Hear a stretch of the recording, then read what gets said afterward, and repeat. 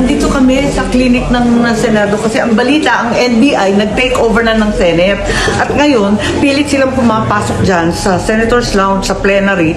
At nung hinarang ng security ng Senate, kasi may sariling pulis ang Senate, binugbog at sinaktan ang security ng Senate.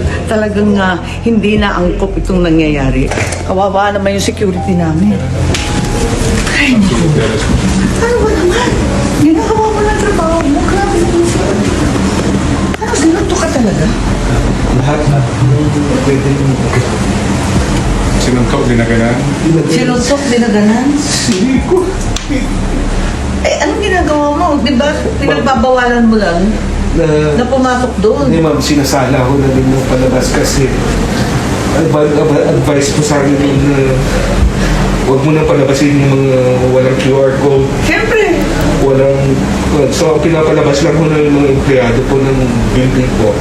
Eh, bakit nila-lockdown ang Senate? Kanino ang Senate? Kanila na? NBI took over the Senate? No ma'am, bali, upon instruction kanina ma'am, so kanina pa-lockdown ma'am. So, nung palabas naman, sinasala namin yung lalabas po para ma-hold po yung mga kung sino po yung Ang lakas ng tamang ginawa dito, sinuntok? lahat po. Ano ba yan eh? Pati dito, nag-black and blue ka na oh. Ano, nag-black and blue ka na umot yan. Miss kay kabila.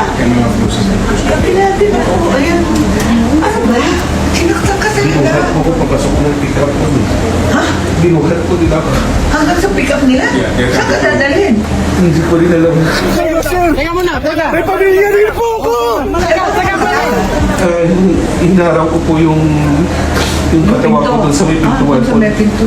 Hanggang nakita ko si One for lawyers, ma'am. nakita ko si Atty. Bahmud. Sabi ko, huwag niyo ako huwag niyo akong tingin. Sorry. Baka walang gyari itong NBI na to.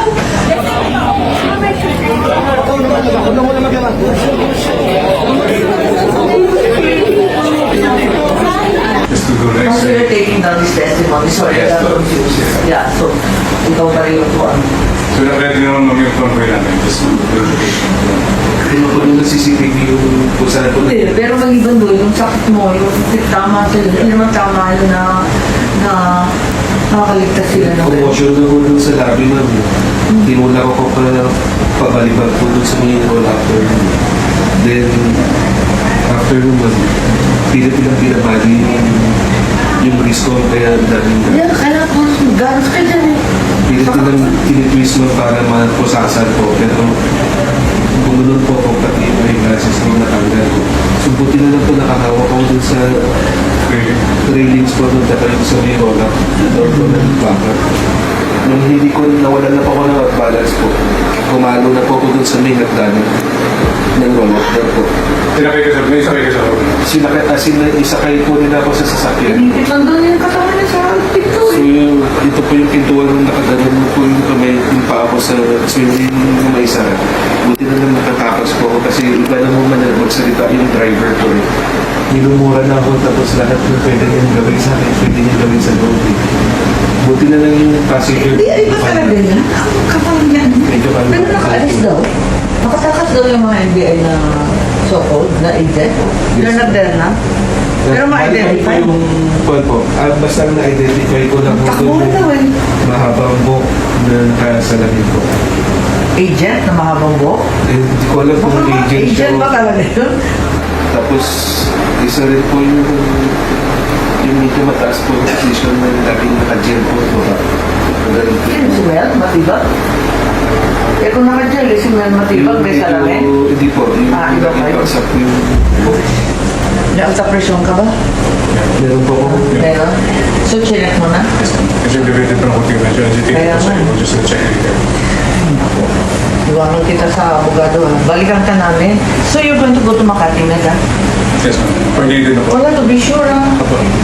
Ay, yung mga Lahalos nag-dressing naman kay Bato. Opo.